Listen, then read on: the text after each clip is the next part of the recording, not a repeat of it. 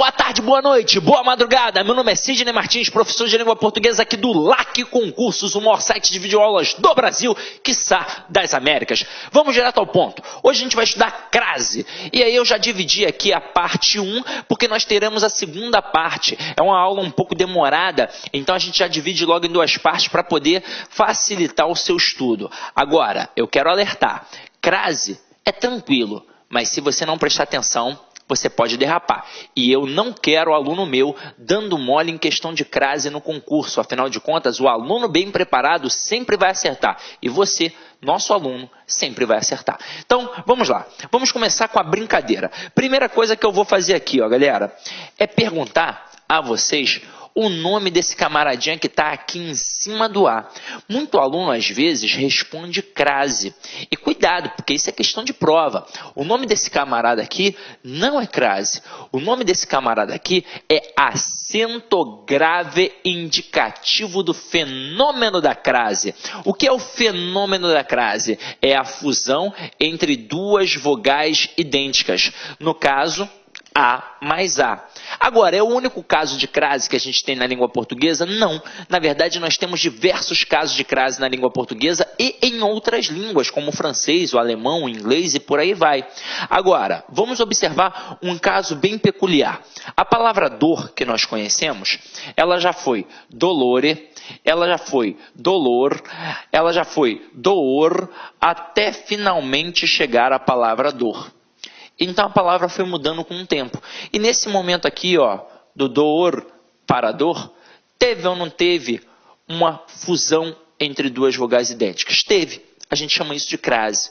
Agora, isso aqui cai na tua prova de concurso público? Não. Isso cai na prova do professor de língua portuguesa, quando ele vai fazer uma especialização, um mestrado, um doutorado, ou até mesmo uma prova específica para professores de língua portuguesa. Aí sim. Porque a banca quer saber se aquele professor de língua portuguesa domina o processo de variação diacrônica, ou seja, a história da língua. Não é só o processo fonológico que está ali, não. Agora, por que isso daqui cai muito e aquilo dali não cai para a gente? Porque aquilo dali é apenas um processo fonológico, realmente, fusão entre duas vogais idênticas. Agora, aqui também é um processo fonológico? Sim, afinal de contas, o princípio é a fusão de duas vogais idênticas, mas também tem um processo morfológico, porque aqui são classes gramaticais diferentes. Eu tenho a preposição e eu tenho a artigo. E o principal, além de fonologia e morfologia, nós também temos o caso da sintaxe. Afinal de contas, é exatamente por esse motivo que a aula de crase vem depois da aula de regência, porque é um processo de regência. Qual é a regra geral de crase? O termo anterior vai exigir a preposição a e o termo posterior vai admitir o artigo a. Tá aí, ó, para você, ó, a regra geral de crase. Vou te mostrar, ó. Deixa eu apagar aqui. Regra geral de crase. Haverá crase sempre que o termo anterior exigir a preposição a e o termo posterior admitir o artigo a. Detalhe, você pode ler em uma gramática ou em um livro didático termo regente e termo regido. É uma mera questão de nomenclatura. Termo anterior e termo posterior. Porque normalmente a gente erra no dia da prova? Porque a gente só olha para o termo anterior. Então, já que eu estou falando em termo regente, pode ser um caso de regência verbal ou de regência nominal. Tanto é que no teu edital pode ser que não apareça crase. Mas se está escrito regência, o cara pode cobrar crase. É assim que funciona. Então, vamos lá. Vamos entender como é que isso funciona na prática. Eu boto assim, ó. Eu me refiro, pontinho, pontinho, diretora. Beleza? Eu me refiro, pontinho, pontinho, diretora. Eu vou olhar para quem está antes do A e para quem está depois do A. Ou seja, termo anterior e termo posterior. Agora pensa comigo. Quem está antes do A? O verbo referir-se. Então, quem se refere a alguém. Então, o termo anterior, ele exigiu a preposição a. E o termo posterior? É o substantivo feminino diretora. Então, admite o artigo a. Se tem preposição a, mais artigo a, crase a. Agora, Sidney, E se eu tiver dificuldade com esse processo, como é que eu vou fazer? Aí você vai fazer um macetinho que a sua professora te ensinou na época do ensino fundamental. Você vai substituir o termo feminino por um termo masculino. Aquele termo feminino que está depois do A, você vai trocar por um termo masculino. Se ali está diretora, você pode colocar aqui agora, por exemplo, diretor. Então vai ficar, eu me refiro, pontinho, pontinho, diretor. Como é que vai ficar? Eu me refiro ao diretor. Então, na época da escola, a professora falou assim para você: eu vou saber se tem crase ao substituir o feminino pelo masculino e acarretar a construção ao. Isso não é um macete. Isso é a constatação da regra geral. O que é o ao? O a é a preposição que foi exigida pelo termo anterior, porque quem se refere a alguma coisa. E o "o" é um artigo admitido pelo termo posterior. E por que o artigo "o"? Porque o termo posterior é masculino. Porque se eu trocar por um termo feminino, obviamente eu vou ter de colocar o artigo feminino a. Então essa é a pegada. Troquei o feminino pelo masculino, acarretou na construção ao, tem crase. Pode acontecer outra coisa? Claro que pode. Pode acontecer de ficar apenas o a. E se ficar apenas o a, não tem crase. E aquele elemento será uma preposição. Pode acontecer de ficar apenas o e não terá crase. E aquele elemento que você está analisando será apenas um artigo. Agora, Sidney, e o chamado ascraseado? Galera, o que é o ascraseado? É a fusão da preposição a mais o artigo as. Então, a única diferença entre o chamado acraseado e o ascraseado é o termo feminino que vem depois. No acraseado, o termo feminino estará no singular. No ascraseado, o termo feminino estará no plural. Então, eu vou ter que trocar por uma palavra masculina também, mas uma palavra masculina no plural.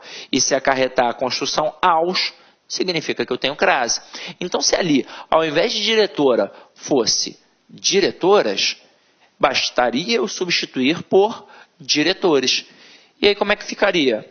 Eu me refiro aos diretores. Então eu me refiro às, craseado, diretoras. Resumo da ópera. É só fazer isso. Se ficar na dúvida, é só trocar o feminino pelo masculino. Se ficar ao, tem crase no singular. Se ficar aos, tem crase no plural. A crase é só isso.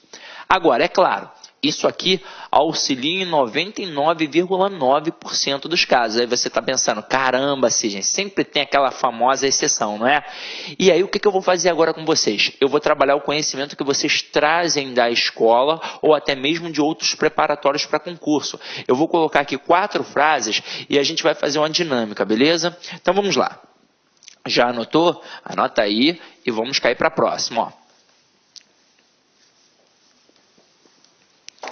Anotem aí as 4 frases. Opa! Fui à feira.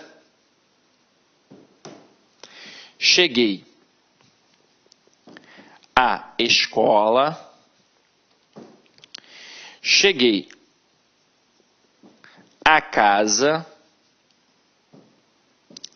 E visitei a casa do Arthur.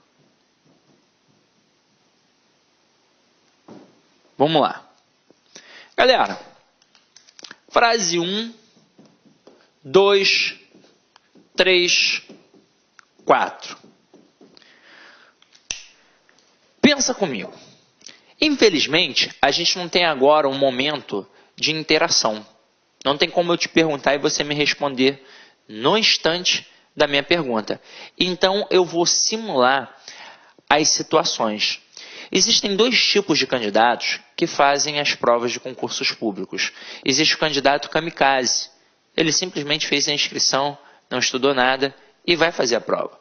Existe o camarada que se preparou, que fez um preparatório. Agora, o camarada que não estudou e fez um bom ensino médio, ele vai conseguir desenrolar uma parte das questões. E por que eu estou falando que ele fez um bom ensino médio? Porque se ele não tiver feito um bom ensino médio, ele jamais vai dizer fui à feira e cheguei à escola. Ele vai dizer fui na feira, cheguei na escola. Agora, se ele fez um bom ensino médio, ele sabe que tanto o verbo ir quanto o verbo chegar não trabalham com a preposição em, e sim com a preposição a. Aí ele vai lembrar do macete que a professora ensinou na época da escola. Ele vai pegar aquele termo feminino ali que está depois do a e vai substituir por um termo masculino. E ele vai acertar algumas frases. Ele vai pegar, ó, fui à feira e vai trocar feira por mercado. E vai ficar fui ao mercado. E ele vai colocar o acento aqui e vai acertar do mesmo jeito que você que está fazendo um preparatório. Ele pode nem saber que ali tem preposição mais artigo, mas ele sabe que tem crase e ele vai acertar. Agora, na próxima, cheguei à escola. Ele vai trocar escola por colégio e vai ficar cheguei ao colégio. E ele vai acertar do mesmo jeito que você. Mas ao se deparar com a palavra casa, tudo que ele aprendeu de macete vai por água abaixo. Porque ele vai trocar casa por apartamento. E ele vai colocar cheguei ao apartamento. Opa, então tem crase. Ele pode ter aprendido um outro macete. Por exemplo, quando a gente já tem a certeza que o termo anterior exige a preposição a e só nos resta a dúvida se o posterior está ou não admitindo o artigo, o que a gente faz? A gente pega aquela palavra que está ali depois do a e emprega no início de uma sentença para saber se ela admite ou não o artigo a. Por exemplo, quando eu coloquei o exemplo da diretora, dá ou não dá para eu pegar a palavra diretora, colocar no início e dizer a diretora é bonita? Dá. Então eu sei que aquele termo ali admite o artigo a. E com a palavra casa vai funcionar da mesma forma. Dá para eu colocar no início da frase e dizer a casa é bonita. Então, caramba, mais um macete que foi por água abaixo. E para piorar, tem aqueles macetinhos que o cara ainda vai lembrar. Ih, se eu vou a, eu volto da? Vou a casa? Eu volto da casa. Ah, então tem crase com certeza. Mas não tem. Então, aqui ó, não vai ter crase. Este a vai ser apenas uma preposição. Só que agora a gente chegamos ao momento de trabalhar com você, que fez um preparatório, às vezes presencial ou online. Você talvez tenha errado a frase 4, porque você viu que a palavra casa aqui está especificada e aí você colocou o acento. Porque provavelmente em algum momento você aprendeu que a palavra casa não admite crase e que a palavra casa, ao ser especificada, admite a crase. E isso está errado. Na verdade, a palavra casa, no sentido de lar, de moradia, ela não admite artigo. E a palavra casa, no sentido de lar e moradia, ao ser especificada, assim como qualquer termo na língua portuguesa, ao ser especificado, ela passa simplesmente a admitir artigo e não crase. Porque para ter crase, tem que ter preposição mais artigo. Se passou a admitir o artigo, não é o elemento primordial para ter a crase. Então, olha para o termo anterior. É o verbo visitar. Quem visita, visita alguém. Visitei o meu primo. Então, um verbo transitivo direto. Se é um verbo transitivo direto, não pede preposição. E se aqui não pede preposição, não tem como ter crase de jeito nenhum. Esse a aqui é apenas um artigo. Caramba, Sidney, você está de sacanagem com a minha cara. É sério isso? É sério. Meu irmão, eu vou mostrar para você. Vamos comparar a palavra escola à palavra casa, para eu provar que a palavra casa não tem artigo. Então vamos lá. Você fica em escola ou você fica na escola? Você fica na escola. Você fica em casa ou você fica na casa? Você fica em casa. Você sai de escola ou você sai da escola? Você sai da escola. Você sai da casa ou você sai de casa? Você sai de casa. Então reparem que com a palavra casa eu usei apenas as preposições. Por quê? Porque não tem artigo. Agora, e com a palavra escola? Eu usei o na, que é a contração da preposição em, mais o artigo a, e eu usei o da, que é a contração da preposição de, mais o artigo a. Então, meu companheiro, a palavra escola admite o artigo. E por conta da regra geral, tem a crase. Cheguei à escola. Quem chega, chega a algum lugar. Então, o termo anterior está exigindo a preposição a. E o posterior, acabamos de ver, admite o artigo. Então, se tem preposição mais artigo, portanto, tem o quê? A crase. Agora, fui à feira.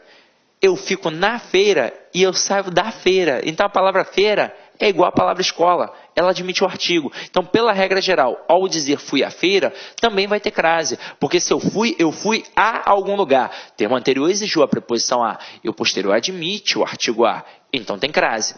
Agora, na frase, cheguei a casa, você que... Olá, meus amigos, minhas amigas, sou o professor Luiz Antônio de Carvalho, estou aqui para fazer um convite muito especial para vocês que assistiram aí parte dessa aula, né?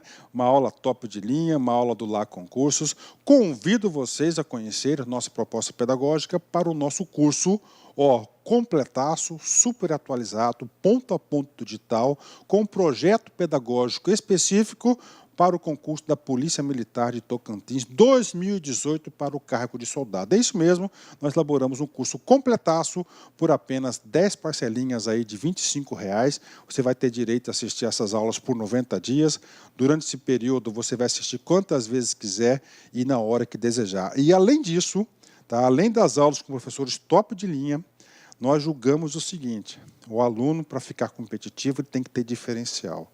O aluno que tem diferencial é o aluno que estuda com foco, com estratégia, com planejamento, ou seja, com projeto pedagógico. Aqui no LAC, neste curso da PM de Tocantins, por apenas 10 de 25, você vai ter a nossa metodologia que nós mesmos desenvolvemos desde 2012, chamada de Personal Coach. Personal significa pessoal e coach significa treinador. Então, você vai ter um treinador pessoal de concursos para a PM Tocantins. Todos os dias você vai ter uma meta de estudos. Se você cumprir essas metas de estudos, eu tenho certeza, cada meta cumprida é um degrau que você sobe, que você vai ao rumo da sua aprovação. Tá certo, meus amigos? Então, espero vocês aqui no LAC Concursos. Tenho certeza absoluta que vocês não vão se arrepender. Se você deseja aí, tá, esse material de apoio dessa aula, clique aqui embaixo, tá certo? Que nós temos aí, você pode fazer o download desse material gratuitamente, basta um pequeno cadastro no nosso site. Forte abraço, fique com Deus, espero vocês aqui no LAC. Fui, tchau. Clique LAC.